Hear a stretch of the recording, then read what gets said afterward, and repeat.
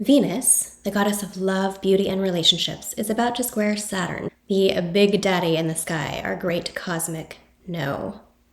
We might be finding that we are presented with a choice this week. Are we going to choose to hold on and remain committed and loyal to our hurts, our resentments, the ways that we feel our love and relationship has failed or betrayed us? Or are we going to choose to accept, maybe forgive, let it go, and move forward?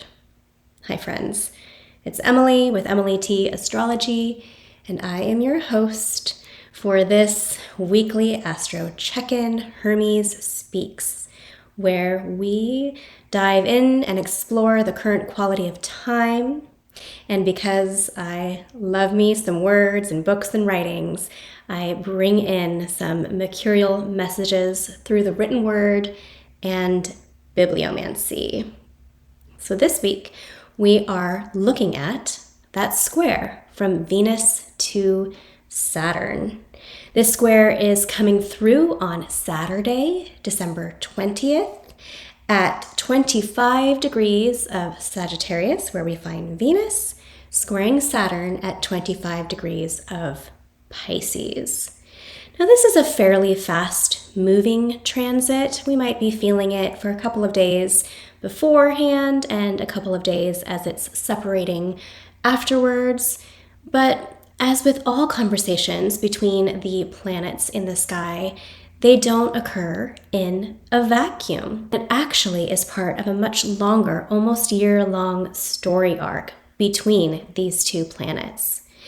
They came together for the first time almost a year ago in January 18th of 2025, when they conjoined at 16 degrees of Pisces. Symbolically, this was the beginning of this new storyline, the beginning of this conversation between Venus and Saturn. But this time, they actually made 3 conjunctions to each other because Venus had a period of time over this winter when she was retrograde. So, after Venus stopped, turned backward, and moved back into Pisces, she conjoined Saturn again for the second time while retrograde on April 7th, 2025 at 25 degrees of Pisces. Then she stationed to move direct again very shortly after that conjunction began to move forward and conjoined Saturn for the third and final time direct on April 24th at 27 degrees of Pisces.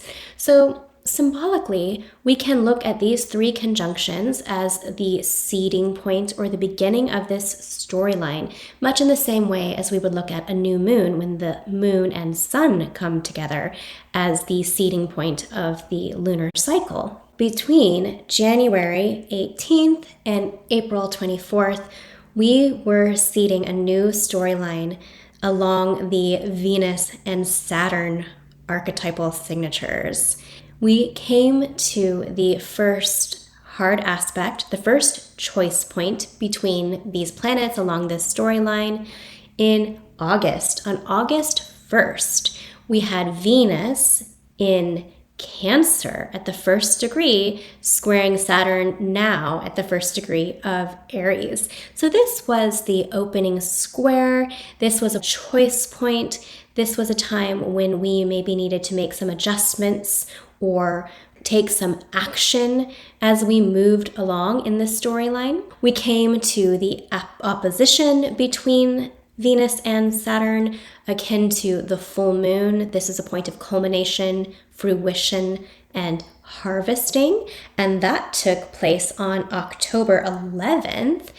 Saturn had moved retrograde back into Pisces, and Venus was in Virgo at 27 degrees, opposing Saturn at 27 degrees of Pisces. And now here we are on December 20th, coming to our final square.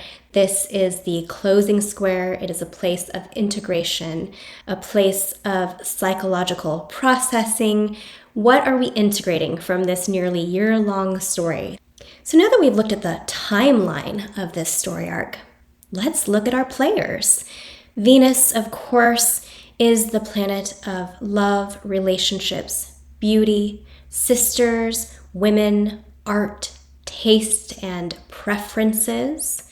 And Saturn is the planet of contraction, restriction, challenges, delay, and time. It is also the planet of maturity and mastery and the rewards earned over time through hard work. What does it look like when Venus and Saturn are coming together? Perhaps we are having challenges in our relationships. Perhaps we desire something deeply and we're receiving a no, or we're receiving setbacks or delays in something that we want. This can be a romantic relationship, of course, or it can be a relationship to anything. I know, for example, with myself, right along this storyline, when Venus was opposed Saturn from Virgo to Pisces in October, I had an artistic pursuit that I really wanted receive a no.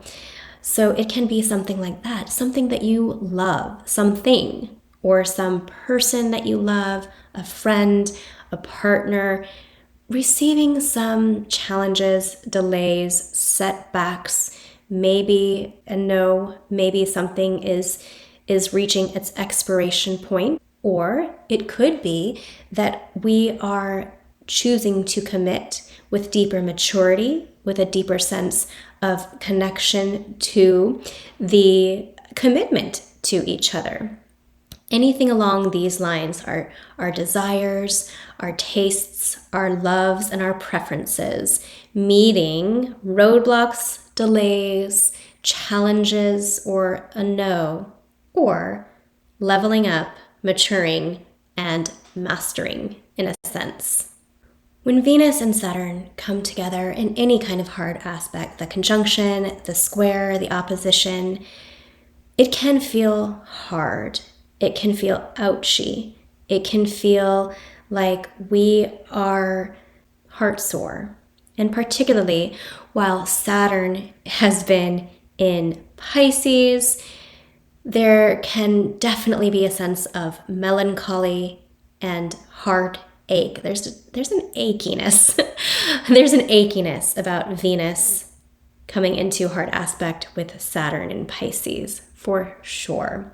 Now we come to the part of the show where I bring in those messages from Mercury through the divinatory practice of Bibliomancy. If you're not familiar with Bibliomancy, it's a divinatory practice where we take a book, we meditate or ponder a concept, a question, or in this case, a transit, Venus square to Saturn, and then you open the book at random and read what messages the oracle or Mercury, Hermes, want to bring to you through the written word. This week, I chose to pull from this book, Captive Queen by Alison Weir.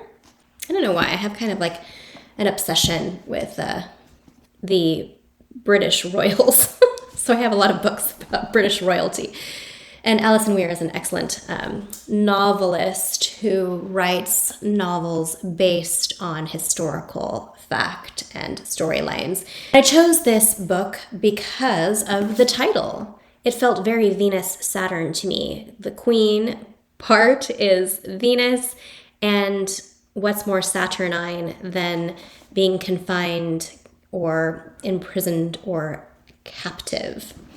And so, after pondering this square between our goddess of love and beauty and our planet of restriction, the great cosmic no, I opened the book at random and I read.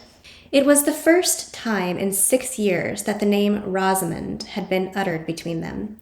For Eleanor, it had been a long shot, for she had heard nothing more of the girl since that terrible night when Henry admitted his love for her, and had, indeed, not wanted to hear of her.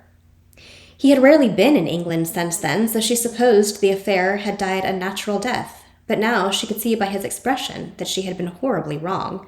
"I have never abandoned Rosamond," he said, deliberately aiming to hurt her. "She is here, in Limoges, She traveled incognito with a separate escort, and I have slept with her every night since I arrived. There. Does that satisfy your curiosity? I told you, Eleanor, I love her. Nothing has changed. I do not love you. I prefer to hate you. It's the other side of the same coin, she reposited. Well, I have to admit, when I opened the book, I was a little bit surprised. I don't know why. I wasn't expecting to read a passage like this. But it got me thinking. Two sides of the same coin. Love and hate. And that very melancholic Saturn in Pisces, in hard aspect with our goddess of love. This passage, to me, exposes something of the nature of our desires and how easy it is when we have been hurt, when we feel that love has betrayed us, when we feel that love has failed us, when we feel something we have desired and wanted has received a no or hit its ending point. It's very tempting and it's very easy. It's a very common human tendency to then fall into ideas of vengeance, the ways in which we can just cling to our desire to lash out and hurt the person who has hurt us. This passage seems to expose something of the nature of Saturn in Pisces receiving hard aspects from our goddess of love, Venus in Sagittarius.